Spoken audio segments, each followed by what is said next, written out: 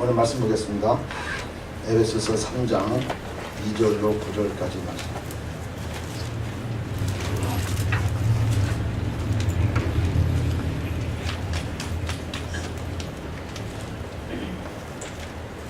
에베소서 3장 2절로 9절까지 말씀 우리 한 목소리로 같이 합독하겠습니다. 시작. 너희를 위하여 내게 주신 하나님의 그 은혜의 교훈을 너희가 들었으리라. 곧 계시고 내게 비밀을 알게 하신 것은 내가 이미 대강 기록함과 같으니 이것을 읽으면 그리스도의 비밀을 내가 깨달은 것을 너희가 알 수 있으리라. 이제 그의 거룩한 사도들과 선지자들에게 성령으로 나타내신 것 같이 다른 세대에서는 사람의 아들들에게 알게 하지 아니하셨으니 이는 이방인들이 복음으로 말미암아 그리스도 예수 안에서 함께 후사가 되고 함께 지체가 되고 함께 약속에 참여하는 자가 됩니다. 이 복음을 위하여 그의 능력이 역사하시는 대로 내게 주신 하나님의 은혜의 선물을 따라 내가 일꾼이 되었노라.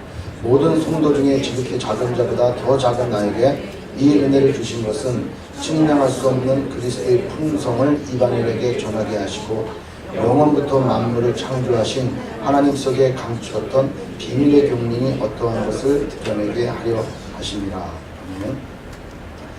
우리는 지난 시간에 사도 바울이 지금 현재 처해 있는 상황이 어떤 상황이었는가 이에 대해서 우리가 참고를 해봤습니다.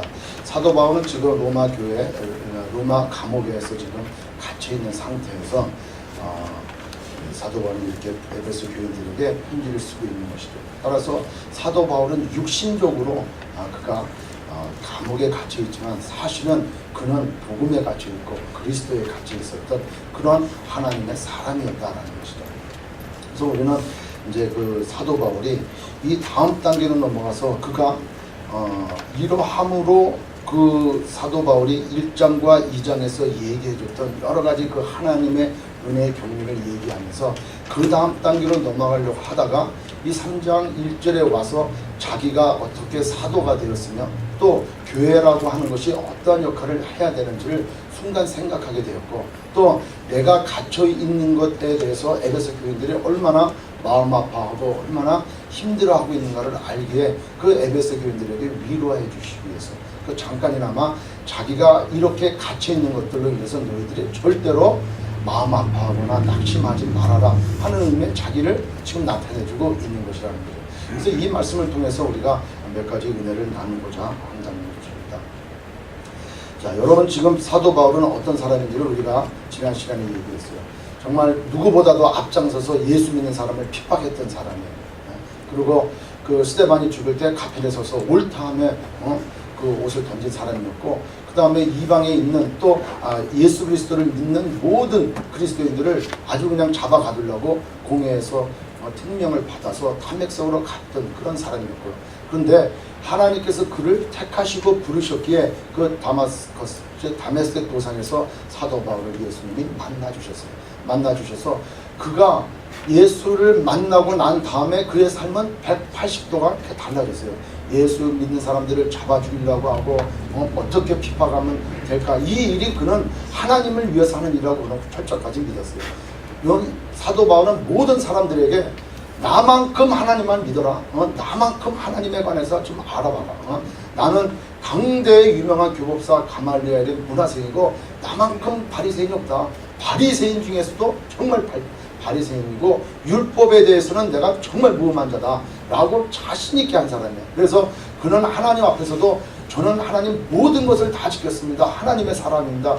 그렇게 열심을 냈던 사람이고 열심의 일환으로서 그 예수 그리스도의 도를 전하는 모든 사람들을 핍박하러 다녔던 사람입니다.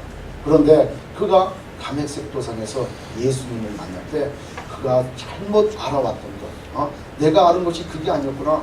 구약의 선지자들이 구약의 말씀이 그렇게 얘기한 내용이 바로 이분 메시아 그리스도 예수를 가리키는 거였구나 라고 깨닫게 되었어요. 알게 되었어요. 누가 알게 해주셨습니까? 예수께서. 누구를 통하여? 성령을 통하여 놀라우신 하나님의 그 계시를 그는 깨닫게 되었다는 것이죠. 그래서 그의 삶은 180도 달라져 갖고 이제는 예수 그리스도를 핍박하는 사람들을 잡으러 다니는 핍박하러 또 그 사람들을 잡으러 다니는 것이 아니고 오히려 예수 그리스도를 전하러 다니는 이런 사람으로 바뀌어져 버렸다라는 것이죠. 오늘 말씀의 내용은 제목은 비밀 맡은 자, 비밀 맡은 자. 여러분 여기 나오는 비밀이다 그랬나요? 비밀. 그 사도 바울이 여기 왜 비밀이라고 이렇게 표현했을까라는 거예요. 왜 비밀이라고 오늘 이 3장 우리가 읽은 그 지역만 해도 이 부분만 해도 이 비밀이라는 단어가 3번씩이나 나와요. 어디에 나오냐면 3장 3절에 곧 계시로 내게 비밀을 또 이렇게 얘기하고 4절에 이것을 읽으면 그리스도의 비밀을 또 얘기합니다. 또 마지막 9절에 영원부터 만물을 창조하신 하나님 속에 감추었던 비밀의 경륜, 비밀 이렇게 얘기해요. 뭐가 도대체 비밀이었길래 사도 바울은 이것을 비밀이다 얘기하느냐. 근데 가만히 보면은 이 사도 바울이 예수 믿지 않았고 예수 믿는 사람을 핍박을 할 때는 이 비밀을 알았을까 몰랐을까요? 몰랐어요. 근데 그 비밀을 알고 보니까 자기가 그동안 알았던 모든 것이 그냥 쫙 흘려지면서 아 이건 내가 잘못 알았었구나 이걸 아는 거예요. 그래서 그거는 비밀을 깨달았기 때문에 이 편지를 쓰게 될 수 있었고 비밀을 깨달았기 때문에 그의 삶은 달라질 수가 있었다라는 것이죠. 비밀하면은 감추어진 것이잖아요. 저는 이제 비밀하니까 딱 생각나는 게 있었어요. 뭐였냐면 제가 신혼 초에 007 가방을 하나 가지고 있었어요. 학교 때부터 줘가지고. 근데 제가 갖고 있는 007 가방은 당시에 뭐 학생들, 대학생들이나 젊은 사람들 누가 이렇게 번호 3자리 있는 그 007 가방을 들고 다녀요. 그래서 그러니까 가방도 007 가방이 되잖아요. 그래서 그 플라스틱으로 단단하게 해가지고 뭐 어디 던져도 깨지지 않는 그런 거예요. 그래서 그걸 들고 딱 다녔을 때는 뭐도 있었어 나름 뭐도 있었는데 근데 신혼 초에 이제 그거를 이제 뭐 결혼 생활도 하고 그러니까 이제 그걸 갖고 다닐 일이 별로 없죠. 뭐 웬만하면 이제 기저귀 가방 갖고 다니지 누가 007 가방을 갖고 다니고 그래서 007 가방을 갖고 다니는 그러한 그 위풍당당해서 기저귀 가방 메고 다니는 그 위치로 이렇게 전락을 하게 되었지만 그 007 가방을 이제 집에다 이렇게 놔뒀어요. 그리고 이제 아내와 애랑 같이 이제 그 휴가는 아니지만 이제 토요일 날 주일 날 해서 이제 집을 갔어요. 저는 이제 집에 이제 저 전방 위쪽으로 이렇게 다 갔는데 아내가 그거 궁금한 거예요. 도대체 저 007 가방에는 뭐가 들었길래 비밀번호로 감춰져가지고 열려지지 않느냐는 거예요. 그래서 뭐냐고 자꾸 물어봐요. 그래서 아무것도 아니다. 그냥 내 일기하고 내 학교 때 그냥 쓰다 보면 그냥 꼬박꼬박은 안 썼지만 내 일기하고 뭐 그런 거 있으니까 그걸 뭐 굳이 보려고 하냐. 그러니까 얼마나 궁금해하는지 그 올 때마다 그 007 가방을 어떻게 하면 열어볼까 이 생각을 한 거예요. 그래서 어느 날 아침에 드디어 열었다는 거예요. 뭐냐니까 밤새 잠 안 자고 000, 001, 002, 003 해가지고 밤새 열었다는 거예요. 그걸. 그래서 그 비밀번호를 맞춰가지고 열려졌을 때 그 기쁨이라는 것은 뭐 저는 안 열어봤지만 뭐 가히 짐작할 수 있을 것 같아요. 오직하면 밤새 열었겠어요. 얼마나 궁금하면. 여러분 비밀이 그런 거예요. 비밀은 알 수가 없어. 패스워드로 묶여져 있으면 절대 열어볼 수가 없어요. 그러니까 지금은 세상 사람들이 컴퓨터에도 비밀번호를 다 달아놓고 뭐 다 해. 그죠? 근데 그거를 알려고 노력을 해. 이건 나쁜 마음을 갖고 있으니까 그것을 이제 뭐 여러 사람의 해커라고 그러잖아요. 그러니까 남의 비밀번호를 알아가지고 다른 사람들의 신상 정보를 다 빼어놨고 모든 그 금융 정보를 빼놔서 그걸 이용하는 사람들, 나쁜 사람들이 있죠. 근데 여하튼 비밀이라고 하는 것은 뭐냐? 감춰져 있다. 그 번호를 알려주기 전에는 절대로 깨달을 수 없는 게 바로 비밀이다라는 거죠. 그래서 사도 바울이 이 비밀이다, 이 비밀 이렇게 얘기하는 그 비밀이 뭐냐라는 거예요. 여기서 이렇게 사도 바울이 뭐라고 얘기하니까 비밀은 3절에 곧 계시로 내가 비밀을 알게 하신 것은 내가 이미 대강 기록함과 같으니 사도 바울은 계시로 비밀을 알았다는 거예요. 그것을 대강 기록했다. 어떻게? 이 에베소서 1장과 2장을 통해서 사도 바울은 그 비밀이 뭐다라고 자기는 설명했다는 거예요. 근데 사도 바울이 계시로 비밀을 알게 되는데 이 얘기는 아마 그런 것 같아요. 어떻게 계시로 알게 되냐? 담액색 도상에서 성령이 강하게 임해가지고 그가 그냥 눈이 멀고 그 가운데 환상 가운데 예수 그리스도를 봤어요. 그죠? 예수 그리스도를 만나면서 사울아 사울아 네가 나를 왜 핍박하느냐? 주여 누구시오니까 네가 핍박하는 내가 예수다. 이렇게 하시면서 그 얘기를 쫙 풀어주신 것 같아요. 계시로 그는 하나님의 놀라운 비밀을 알게 되었어요. 그래서 그 알게 된 내용들을 하나님께서 그 성령의 계시로 알려준 그 비밀을 그는 지금 에베소서 1장과 2장에 통해서 우리에게 전해준 거라는 거죠. 따라서 우리는 어떻게 보면 1장과 2장을 통해서 그 비밀의 내용을 다 알게 되었다는 거예요. 여러분 정말 아십니까?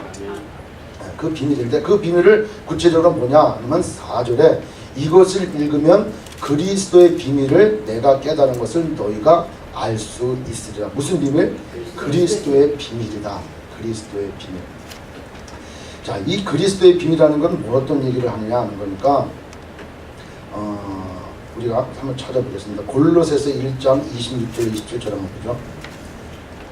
골로새서 1장 26절로 27절 한번 같이 읽도록 하겠습니다. 다 찾으셨으면 골로새서 1장 26절로 27절까지 말씀 같이 읽습니다. 시작. 이 비밀은 만세와 만대로부터 몸으로 감추었던 것인데 이제는 그의 성도들에게 나타났고 하나님이 그들로 하여금 이 비밀의 영광이 이방인 가운데 어떻게 풍성한 것을 알게 하십니다. 이 비밀은 너희 안에 계신 그리스도시니 곧 영광의 소망입니다. 이 비밀이 누구라 그래요? 그리스도라. 그러니까 그리스도의 비밀. 그러니까 이 그리스도가 예수 그리스도가 바로 비밀이다라는 거예요. 이 예수 그리스도는 구약 시대에 알려졌을까요? 안 알려졌을까요? 알 수가 없었어요.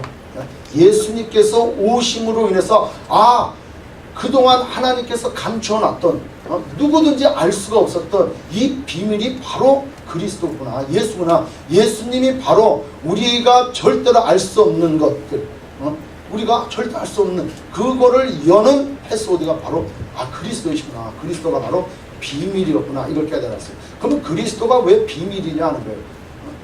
여러분 인간은 죄로 말미암아 다 죽어.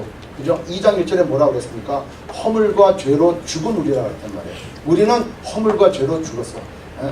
그 하나님께서 창세기에 하나님께서 인간을 창조하시고 난 다음에 인간이 선악과를 따먹음으로 인해서 하나님 앞에 불순종하고 하나님께서 하지 말라고 한 그런 선악과를 따먹음으로 죄가 들어왔어요.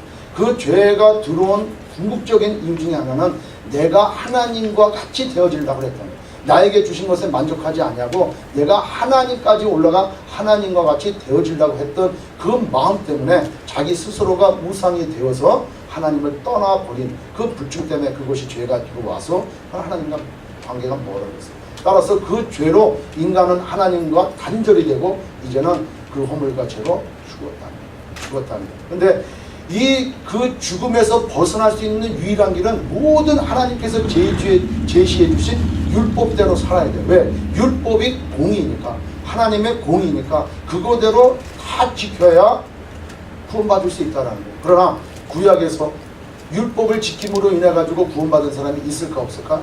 없죠. 없단 말이에요. 그러나 예수 그리스도가 오심으로 말미암아 그분이 우리의 모든 죄를 담당하시고 십자가에 달려 돌아가심으로 우리의 죄사함 문제가 해결되는데 누누이 얘기하지만 예수님께서 십자가에 달려 돌아가시고 내가 그 돌아가신 분을 바라보면서 내 죄 때문에 돌아가셨구나 라고 강 건너 불 보듯이 해서 그분을 믿고 내가 구원 얻는 것이 아니고 내가 그리스도와 뭐가 되어야 돼요? 연합되어야 된단 말이에요. 연합. 그러니까 예수님께서 2000년 전에 십자가에 달려 돌아가시지만 내가 예수 믿는 그 순간 나도 그 자리에서 십자가에 나의 죄로 죽었다는 거예요. 아멘. 그러니까 그거를 명확히 하셔야 돼. 나는 예수님과 연합된 사람이다. 예수 믿는 순간 나는 예수님하고 하나가 돼서 예수님이 십자가에 그 죄로 죽었을 때 나는 내 죄로 죽었단 말이에요. 그러나 내가 예수님과 연합되어 있기 때문에 하나님께서 그 능력으로 예수 그리스도를 3일 만에 부활시킬 때 그때 나도 같이 부활되고 승천되어져서 하늘나라 보좌 우편에 주님과 같이 함께 있는 위치에 있다라는 거예요. 아멘. 그 예수 그리스도가 비밀이라는 거예요. 그 예수 그리스도를 믿음으로 말미암아 구원함을 얻는다고 하는 것, 이게 하나님의 비밀이었다라는 거예요. 자, 또 두 번째로는 그럼 어떤 것이 또 비밀이냐? 어떤 것이 또 비밀이냐? 두 번째로는 우리 5절 보면 볼 수 있겠습니다. 5절 보죠. 이제 그의 거룩한 사도들과 선지자들에게 성령으로 나타내신 것 같이 다른 세대에서는 사람의 아들들에게 알게 하지 아니하셨으니 이는 이방인들이 복음으로 말미암아 그리스도 예수 안에서 함께 후사가 되고 함께 지체가 되고 함께 약속에 참여하는 자가 됨이라.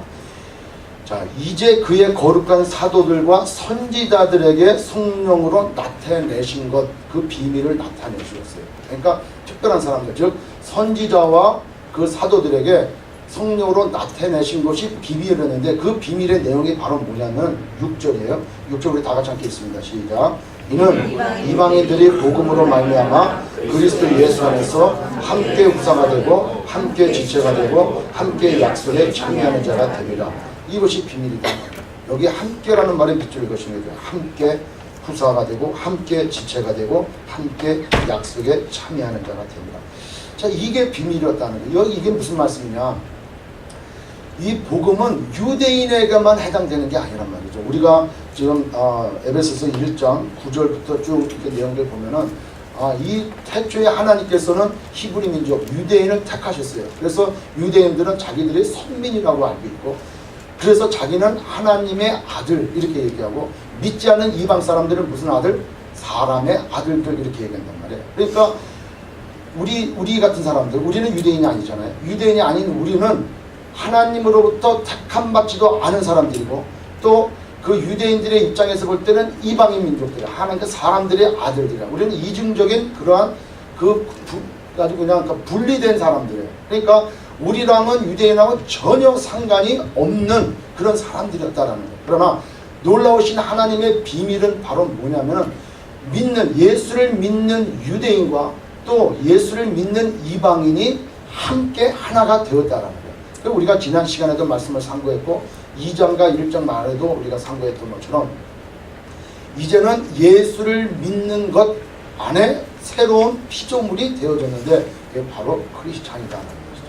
아멘. 그러니까 여기에 함께 뭐라 그래요? 후사가 되고 함께 지체가 되고 함께 약속에 참여하는 자가, 이제 우리도 아브라함의 자손이요, 우리도 성령을 받고 인치심을 받아서 이제 천국에 들어갈 그러한 후사가 되어졌다라고 하는 것이고, 또 하나의 지체, 즉 예수님이 교회의 몸이시고 예수님이 교회의 머리가 되신 이 교회의 하나의 지체가 다 되었다는 거예요. 누구와 같이? 예수 그리스도와 함께 누가? 유대인과 이방인이. 그 이방인과 유대인은 뭐를 믿어야 돼? 예수를 믿어야 된다. 복음 안에서, 예수 그리스도 안에서 유대인과 이방인은 하나가 됐다. 보라, 이전 것은 지나갔으니 새 것이 되었도다. 우리는 다 새로운 피조물이다라는 거예요. 이제는 유대인의 구분이 없고 이방인의 구분이 없고 오직 예수를 믿는 믿음 안에서 한 새로운 피조물로 하나가 되었다라는 거예요. 이것이 엄청난 놀라운 비밀이라는 거예요. 여러분, 우리가 여기 앉아서 우리끼리 이방인들끼리 예배드리면서 그게 뭐 큰 비밀일까? 그냥 이렇게 여기다 대충 써놓으시면 우리가 다 할 텐데, 이게 엄청난 거예요. 왜 엄청나냐면 유대인들 입장에서 볼 때는 말이 안 되는 거예요. 그냥 이렇게 구분을 진다고 한번 생각해 보죠. 자, 유대인들 얘기가 이방인들도 구원을 얻었대. 이렇게. 이 말은 그 뜻이 아니에요. 이방인들도 예수를 믿으면 구원을 얻었대. 이런 뜻이 아니라는 거예요. 우리 유대인들도 율법에서 벗어나 이제 우리는 예수를 믿어서 우리도 이제 크리스찬이 됐어. 우리도 구원 받았다. 이제 모든 죄짐에서 벗어나 우리는 구원 받았어.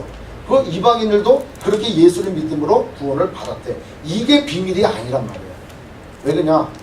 유대인들의 입장에서 볼 땐 이방인하고 함께 하나가 된다는 건 있을 수가 없는 일이에요. 있을 수가 없는 일이에요. 여러분, 예루살렘 교회는 어느 사람들 중심으로 된 교회예요? 유대인 중심의 교회예요. 유대인 중심. 그러니까 이 예루살렘 교회는 유대인 이외에 다른 이방인이 한 사람도 없어요. 사도 바울이 쓰여진 편지 고린도전서나 고린도후서나 또 사도행전에 보면은 이제 그 사도행전에 보면은 그 사도 바울이 3차 전도 여행 때 이제 성도들에게 모든 헌금을 모아서 이 예루살렘 교회 성도들을 도우러 가요.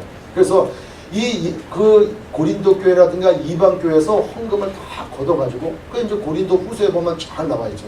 그 헌금을 걷어가지고 이 예루살렘 교회 성도들에게 주어지면은 그 굉장히 그 기근과 어려운 가운데 좀 힘들게 살았던 예루살렘 성도들이 이 이방인 교회에서 거둬온 헌금을 받는다면, 그것이 인정이 되어진다면 이 둘이 하나가 되는 거예요. 하나가 돼요. 근데 인정을 합니까? 인정을 안 합니다. 그 문제 때문에 사도 바울이 로마 감옥까지 끌려가는 거예요. 그러니까 예루살렘 교회는 예수를 믿어. 예수를 믿지만 이방인과 하나가 된다는 건 아니야. 예수를 믿지만 율법을 지켜야 된다는 거예요. 할례를 받아야 된다는 거예요. 그렇기 때문에 예루살렘 교회는 예수를 믿는 유대인이지만 그 복음 안에서 하나가 되는 것이 그렇게 쉽지 않고 어려웠다는 거예요. 그런데 창세 전부터 계획되어 있는 하나님의 놀라운 비밀은 바로 뭐냐? 유대인과 이방인이 구분이 없이 예수 안에서 한 새로운 피조물이다라는 거예요. 그래서 예수님께서 그 둘 사이에 있는 막힌 담을 허셨다라고. 막힌 담을 허시네. 그래서 우리 둘이 유대인과 이방인 우리 두 개의 이 분리된 이 집단이 하나가 돼. 뭘로? 예수 이름으로 예수 안에서 하나가 되어 뭐를 이루어요? 교회를 이룬단 말이에요. 그 교회의 머리가 예수님이시고 그 교회가 바로 몸이 예수님이시다. 이 교회를 통해서 하나님께서는 영광을 받으시고 그 교회를 통해서 모든 일들을 이루어 나가신다. 따라서 교회 나오는 일이 중요할까 안 중요할까? 교회의 역할이 그래서 중요하다는 거예요. 그래서 내일 우리가 인도 선교를 간다 그러면 우리 최성호 집사님이 인도 선교 간대 이렇게 개인으로 가는 것이 아니고 내일은 어디가 가는 거예요? 우리 소명교회가 선교를 가는 거예요. 그러면 소명교회가 선교를 갈 때 가는 사람이 있고 보내는 사람이 있단 말이에요. 그러면 소명교회가 선교를 다 교인들이 예수 이름으로 가는데 누구는 그냥 그 힘들고 어려운 가운데 가서 열심히 복음 증거하고 있는데 나머지 여기서 그냥 배기시는 얼굴들 없으니까 교회가 널널하고 그냥 넓고 또 먹을 것도 우리끼리만 잘 먹어도 든든히 좋겠네 이렇게 생각하고 기도도 안 한다 그러면 말이 될까 안 될까? 안 되는 거예요. 왜? 하나 새로운 같은 지체인데 함께 지체가 되어서 이 소명교회라고 하는 것을 이끌어 나가고 세워져 나가는데 나는 강 건너 불 보듯이 한다 그러면은 비밀을 아직까지도 깨닫지 못하는 사람이에요. 그거는 밤새 어느 세 자리 갖고 맞춰봐야 돼. 그래야 비밀이 깨달아져요. 아멘? 이런 비밀이다. 근데 그 비밀은 도대체 어떤 것이냐 하는 거예요. 그 비밀은. 여러분, 비밀이 누구든지 알 수 있으면 그게 비밀일까 아닐까? 아니, 비밀은 절대 알 수가 없어요. 따라서 여기 뭐라 그래요? 아까 여기 읽어보면 5절에 다른 세대에 쓰는 사람의 아들들에게 알게 하지 아니하셨다. 그러니까 세상 사람들은 믿지 않는 사람들은 이 비밀을 알 턱이 없는 거예요. 네? 알 턱이 없어요. 예수 그리스도를 믿어야만 구원을 얻고 예수 그리스도를 믿어야만 모든 죄 문제가 해결이 돼서 천국 갈 수 있고 영생을 얻을 수 있고 하나님과 함께 할 수 있다라고 하는 이 키 예수 그리스도 자체가 비밀인 것을 세상 사람들은 알 수가 없다는 거예요. 여러분들 믿지 않았을 때를 한번 생각해 보자는 거예요. 예수 그리스도 예수가 뭐야? 뭐 때문에 예수 때문에 그 목숨 걸고 나가서 그 짓 하냐고 이렇게 얘기한다니까. 뭐로 이게 날씨가 100도가 넘는 인도 땅에 그것도 아무도 가지 않는 그 척박한 땅에 그것도 차 타고 여기서부터 몇 시간에 20몇 시간 가고 30시간 되고 걸어서 하니까 30몇 시간을 들어가서 그 사람들을 만나서 그 태양 끝에 배낭을 메고 가. 예수가 바로 그리스도십니다. 예수님께서 당신을 사랑하십니다. 하나님께서 당신을 사랑하셔서 우리를 이곳까지 보내주셨습니다. 여러분 예수 믿고 구원 받으셔야 됩니다. 라고 하는 이 엄청난 일들을 믿지 않는 사람들 입장에서 볼 때는 뭐하는 짓이냐, 뭐하는 짓이냐. 그 돈 있으면은 여기서 신나게 아이스크림 먹고 찜질방 가고 편안히 있다가 이 여름 한철 잘 보내면 되지 뭐하러 거기까지 가냐 하는 거예요. 왜 가냐 하는 거예요. 근데 그 비밀을 알기 때문에 가는 거예요. 아멘. 아멘. 이 비밀을 알기 때문에 가. 그 비밀은 누군가가 가서 알려주지 아니하면은 깨달을 자가 없어요. 내가 알려준다 하더라도 제가 이 자리에서도 예수를 믿어야 구원을 얻습니다 하고 복음 제시를 100번을 해도 여러분이 지식적으로 알아들어. 그럼요. 그러니까 눈만 조금 더 오면 당연한 말씀입니다. 그러니까 그냥 자다가 집에 가면은 아무것도 몰라. 그리고 성경을 배우고 또 알려주면 지식적으로는 알아. 지식적으로는 알아져도 깨닫지를 못하니까 그 비밀이 뜻하는 바가 몰라요. 그러니 교회를 100번 나와도 깨닫지 못하고 비밀의 그 비밀번호를 모르니까 삶이 달라지지가 않고 변화가 되지 않는단 말이에요. 어떻게 알아야 돼? 성령이 알게 하신다. 성령의 조명하심과 성령이 계시해 주심으로 그 비밀을 알 수가 있어요. 그 비밀을 알아야 이런 거구나. 그래야 그것이 깨달아져야 나의 삶을 온전히 100% 드릴 수가 있는 거예요.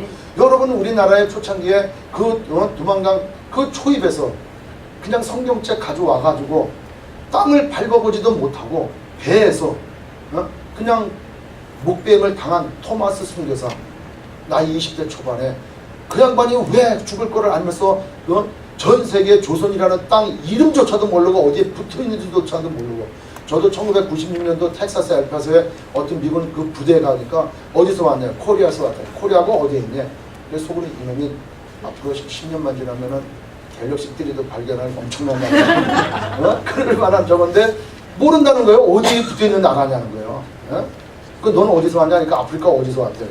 그런 나라도 있나 그랬지. 나도 저도 듣지도 못했으니까 하니까 그런 어디에 있는지도 모르고 알지도 못하는 그런 곳에 무슨 얘기 하려다가 열받아서 목뱀을 파는 그 토마스 선교사가 한국 땅이 도대체 어디 있는지도 알지도 못하는 거 여기에 와서 성경책 하나 탁 들고 자기 목숨을 버렸다. 여러분, 이거 한번 생각해봐야 될 문제라는 거예요. 그것은 비밀을 깨닫지 않고서는 그렇게 할 수가 없어요. 할 수가 없는 거예요. 따라서 내일 인도 선교 가시는 우리 한 분 한 분은 그 복음의 비밀을 깨닫고 또 성령께서 밝히 우리에게 알려주셨기에 우리는 당당하게 내일 첫 발을 뛸 수 있는 거라. 저도 아까 기도하면서 그런 생각이 들어요. 미전도동교 개척선교를 작년에도 한 7번 이렇게 나갔다 오고 또 재작년 3년 가까이 이렇게 진행을 해가면서도 이번이 굉장히 더 긴장이 되고 이번이 정말 처음으로 나가는 그런 마음처럼 굉장히 그래요. 그래서 오죽하면은 오늘 새벽 4시에 깼어요. 막 속이 막 이렇게 역류가 돼가지고 갑자기 깼어요. 그래서 내가 이거 지금 긴장하고 있는가? 막 이런 생각을 가지면서도. 그래서 그 얘기는 뭐냐면은 그저께 우리 박대성 예사님한테 전화를 이제 이렇게 통화하면서 지금 굉장히 핍박받고 힘들고 어려운 지역에서 지금 그분은 사역을 하고 계시다는데 그 인도의 오리사 지역이라고 하는 곳 성도들을 교회에다가 다 가둬놓고 수백명을 가둬놓고 그 과격단체들이 밖에서 불을 질러서 다 태우고 교회마다 불 질러버리고 그 사람들을 그냥 막 휘잡아들고 이번에 그 한일 세계 순교대회 때 폴 애슐만 박사가 그래서 설명하기를 예수 영화를 그렇게 많은 지역에 이렇게 다 상영하고 그러는데 그동안 10명의 그 예수 영화 상영해주는 그 팀들이 10명이 다 이렇게 순교를 당했다고 그래요. 여러분 가서 그냥 예수 영화 틀어주는 거 그거 가지고 순교를 당했다. 우리도 이번에 가면은 3일 동안 밤에 예수 영화를 틀어주게 될 거예요. 기도하시고 어떠하시고 근데 그런 핍박받는 곳에 근데 우리가 가는 지역은 뭐 위험한 지역에 우리는 절대 안 보내요. 걱정하지 마시고 순교할 수 있는 그런 기회가 우리에게는 절대 없다는 것을 그런 게 있으면 얼마나 감사해요. 저희 아내가 오늘 아침에 오면서 인도 가서 순교하면 어떨까 그러더라고요. 당신 뜻대로 되나만 보자. 그런데 함부로 그렇게 하나님께서 하시지 않아요. 그러나 그렇게 만약에 되어진다면 감사하죠. 감사한데 여하튼 이 어려운 지역에서 사역을 하는데 제가 이렇게 팀을 이끌고 갈 때는 그냥 부목사로 갈 때는 좀 그랬다 싶은데 이제 우리 교회 이제 소명교회 담임이 돼서 해가 이끌고 가니까 어깨가 더 무거워져서 어제는 그런 기도가 되더라고요. 하나님 이 무거운 짐을 다 내리고 자양을 가지고 저도 팀원 중에 하나로 이렇게 가려고 하고 제발 우리 성도님들 보내는 분들 정말 교회 나와서 우리 하나 돼가지고 기도해 줬으면 좋겠습니다. 여러분 정말 기도 많이 해주셔야 돼요. 아멘? 그냥 간 사람 따로 또 보낸 사람 따로 있는 것이 아니고 저녁마다 여러분들 기도해 주셔야 돼요. 그게 교회가 할 일인 거예요. 우리가 먹을 때는 우리가 남이가 많이 드시라고 이럴 때는 다 하나야. 먹을 때만큼 정말 그렇게 든든히 얼마나 끈끈한 정이 흐르면서 그냥 더 드세요 그냥 다 줘. 얼마나 끈끈하게 하나가 돼. 근데 이렇게 기도하시고 이렇게 뭐 좀 해달라 그러면 없어. 어디 갔는지. 갑자기 왜 그때마다 일이 생기고 갑자기 그때마다 뭔 일이 생겼는지 안 나오고 막 그래요. 그래서 이번에 제가 우리 최현석 지사님한테 부탁을 하고 가려고 그래요.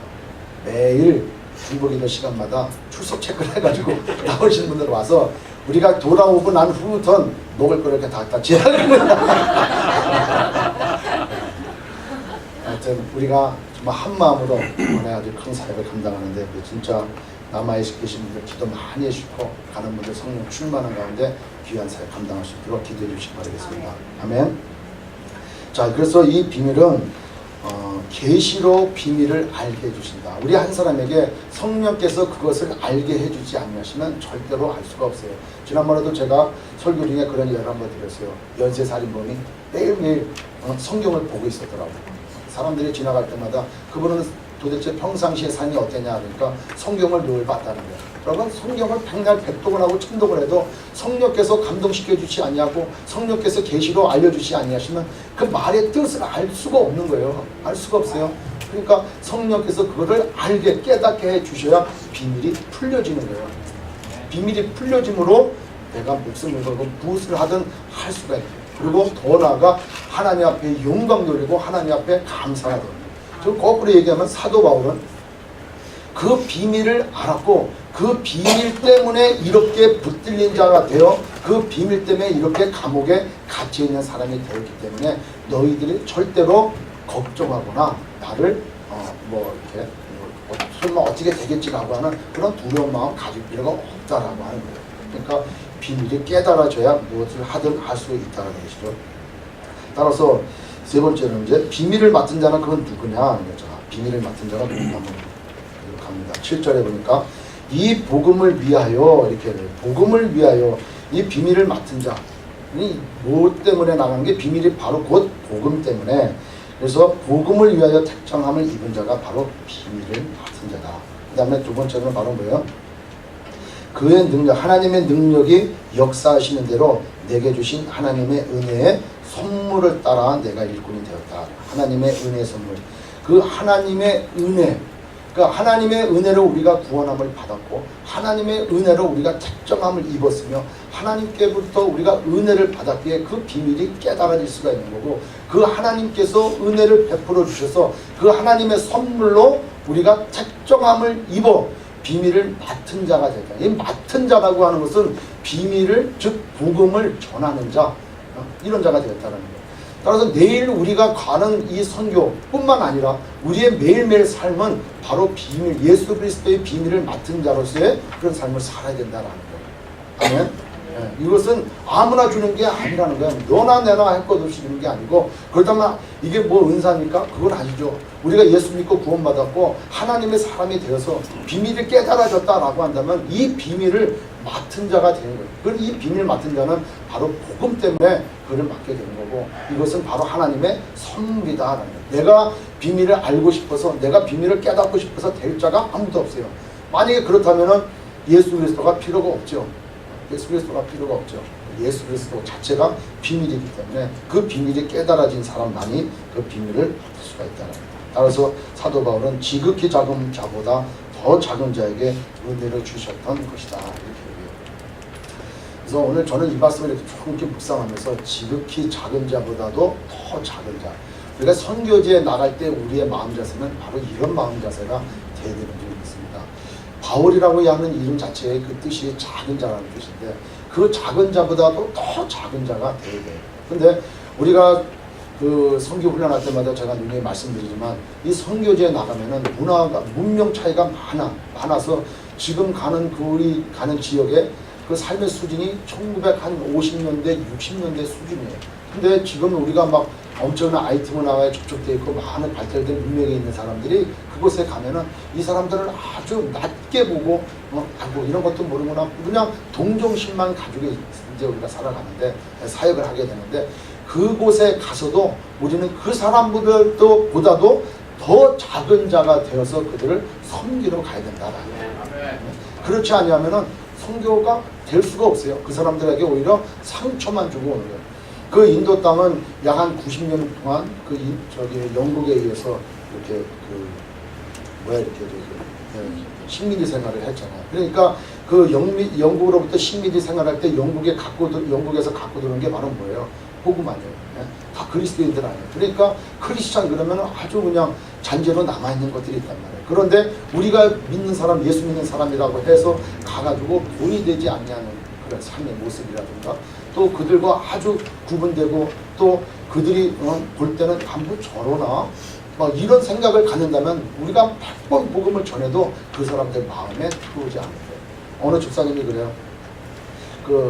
배낭여행을 이제 현재 어느 나라 미얀마, 라오스 이런 산골짜기로 쭉 갔는데 이제 혼자 배낭여행을 하다가 외국 애들 한 2-3명하고 같이 만나가지고 그 라오스 산간지방을 들어갔대요. 그래서 거기에는 마을 입구에 이렇게 문 같은 게 하나 있어요. 있어서 외부인은 절대 못 들어가게 돼 있어요. 들어가려고 그러면 거기 근처에 있는 동네 사람들 나와서 막는데 들어갈 때 그 사람들이 이제 오라고 이렇게 처음에 외국 사람들이 없으니까 이제 허락이 돼서 들어갔는데 들어가고 그냥 마당에서 이렇게 있는데 자기 집 안으로 들어오는데 들어올 때 그냥 조건이 있더라고. 그러니까 그냥 들어오라고 하는 것이 아니고 물을 갖다 이렇게 대줘. 처음에는 아무것도 모르고 이제 물을 갖다 이게 왔다고 뭐 줄 건 없으니까 그래서 쟁반에다가 물을 이렇게 담아서 주니까 다른 사람들은 저거 먹으면은 지역물 먹으면 설사한다고 그래가지고 자기들은 이제 정수된 물이라든가 물병 있는 물 갖고 먹는데 이 집사님은 딱 그런 생각이 갑자기 들더래요. 그래가지고 그 잔을 받아다가 쫙 문 앞에서 먹었대요. 그러니까 이 사람만 방 안으로 들어와서 밥 대접을 받고 나머지는 들어오지도 못하게 했어요. 들어오지도 못해요. 그러니까 거기 가서 저 사람 따로 우리 따로 저 사람들 문화 따로 우리 문화 따로 저 사람 문명 따로 우리 문명 따로 이렇게 생활하면 그 사람들이 마음의 문을 절대 열 수가 없다라는 거예요. 지극히 작은 자보다 즉 그들 중에서 제일 낮은 카스트도 아닌 사람들이 불가촉 천민이라는 거예요. 그러니까 이 불가촉 천민은 땅바닥에 침도 못 뱉어. 왜? 땅이 더러워질까 봐. 그러니까 아주 어떻게 땅이 더러워질까 봐 침을 못 뱉는 그런 쪽이라. 그 다음에 가서 보면 알겠지만 어떻게 사람으로 태어나서 이렇게 몰골을 하고 다니까 평생 태어나가지고 물 한 번 만져보지도 못해. 물이 더러워지니까. 그러니까 그런 사람들. 지금은 좀 나아졌지만 옛날에는 이 사람들 엉덩이 쪽에다가 빗자루를 달고 다녔어요. 빗자루. 왜? 자기가 걸을 때 발자국이 나잖아요. 그 발자국이 나면은 불결하니까 그냥 빗자루 쓰러지면서 갑니다. 그 다음에 침통도 갖고 다닌단 말이에요. 침을 못 뱉고 자기 깡통에다가 뱉어야 되는. 사람 이하의 삶을 사는 사람들이 그런 사람이에요. 그러니까 그런 사람들보다도 더 낮은 자로 가서 그들을 섬길 때 그 사람이 하나의 영혼으로 보이는 것이지 그렇지 않으면은 우리 스스로가 구분해. 저거는 지저분한 데로 저기 가지 말고 좀 잘 사는 쪽으로 가서 전도하면 어떨까요? 이런 마음이 든다면은 성도 실패하는 거예요. 그러니까 지극히 작은 자보다도 더 작은 자에게 하나님께서 복음의 비밀을 맡겨주시고 그 복음의 비밀을 맡긴 우리는 그곳에 나아가 마음껏 하나님 나라를 전하는 그런 사역을 감당할 수 있다는 것입니다. 아멘. 여러분 그렇게 비밀을 맡겨주신 그 은혜의 목적은 바로 무엇이냐. 우리 한 8절에 보면은 모든 성도 중에 지극히 작은 자보다 더 작은 나에게 이 은혜를 주신 것은 바로 뭐냐. 측량할 수 없는 그리스도의 풍성을 이방인에게 전하게 한다. 측량할 수 없는 것은 그 그리스도의 그 은혜의 풍성함이 감 잡힐 수가 없기 때문에 측량할 수 없다는 거예요. 예수 그리스도가 아니면 우리가 도저히 구원받을 방법이 없는 것입니다. 여러분 골로새서 2장 3절에 보면은 이 예수 안에는 바로 뭐예요? 모든 지혜와 지식의 모든 보화가 감춰져 있다. 그리스도 자체가 지혜요. 그리스도 자체 안에 모든 지식의 보화가 다 담겨져 있다는 거예요. 그 그리스도를 소유한 자만이 바로 이기는 자가 된다라는 것이죠. 아멘. 그러나 그 은혜에 주신 것은 바로 측량할 수 없는 그리스도의 풍성을 이방인에 전하게 하시고 또 영원부터 만물을 창조하신 하나님 속에 감추었던 비밀의 경륜이 어떤 것인 것을 드러나게 하는. 그래서 이방인과 유대인을 화해시키고 하나 되게 하셔서 또 한 교회 안에서 하나님을 영화롭게 하고 하나님의 교회, 하나님의 나라를 세워져 나가는 이런 하나님의 비밀의 경륜을 널리 알려주기 위해서 이 비밀을 맡겨주셨다는 거죠. 따라서 이 비밀을 알고 깨달은 자, 즉 우리들은 어떠한 삶을 살아야 되냐. 세상 사람들은 그 비밀을 알거나 깨닫지 못해서 지금도 지옥으로 가고 있는, 지옥으로 달려가고 있어요. 근데 우리가 영적으로 보면은 그게 그런 게 막 마음에 와닿아, 막 그냥 마음이 아프고 그를 위해서 기도하게 되는데, 그냥 세상적인 시각으로 보면은 그냥 살다가 가는 거예요. 살다가 가요. 우리도 이 자리에 앉아가지고 예수를 믿는다고 하면서도 내 삶에 정말 예수를 믿고 있는지, 그래서 내가 새로운 피조물로 거듭나 있는지, 그리고 하나님께서 나에게 이 복음의 비밀을 맡은 자로서 좀 하나님께서 우리를 통하여 원하시는 그런 삶이 분명히 있다라는 거예요.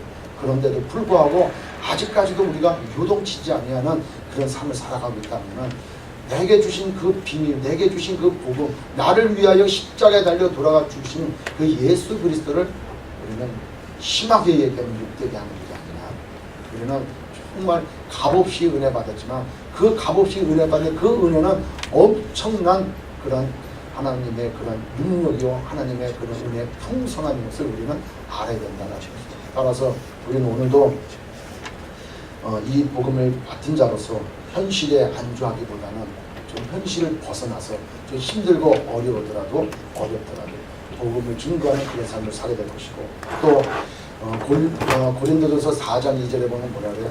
맡을 자에게 구할 것은 충성이라 이렇게 얘기해요. 충성된 삶을 살 때 하나님이 기뻐하실 줄 믿습니다.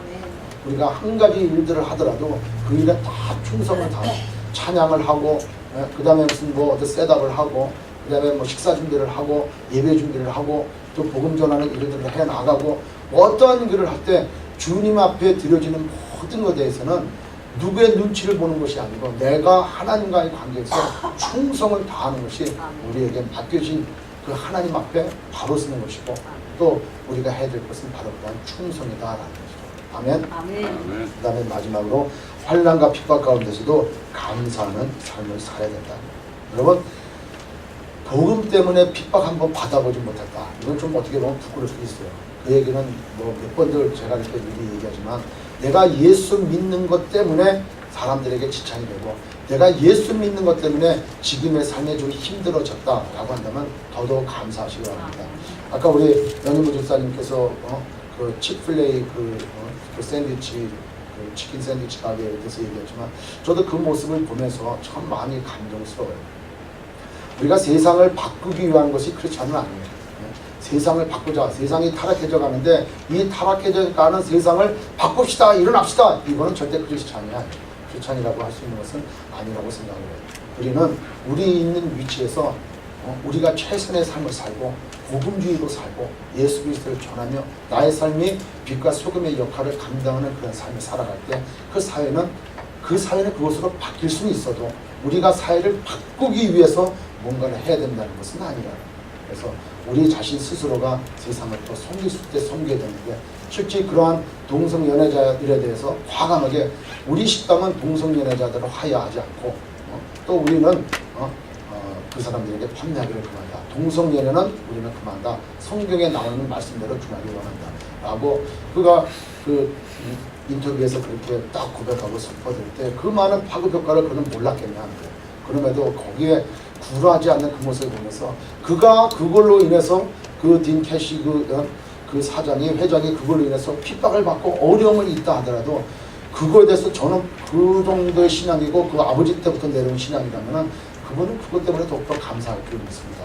사도 바울이 그렇게 얘기하는데, 여기서 13절에 내가 지금 갇혀있는데 나로 인해서 너희들 걱정하지 말라는 거예요. 왜냐하면 나는 내 할 일을 다 했기 때문에, 나는 하나님께로부터 이렇게 부름받았고 비밀 맡은 자로서, 나는 소명 맡은 자로서 이렇게 살았고, 그래서 그것 때문에, 너희 때문에 이방인과 유대인을 하나 되기 위해서 이 일에 쓰임받았기 때문에 나는 그것으로 감사하고 하나님 앞에 영광이다. 그러니 내가 이렇게 된 상황에 대해서 너희들 걱정하지 말라는 거예요.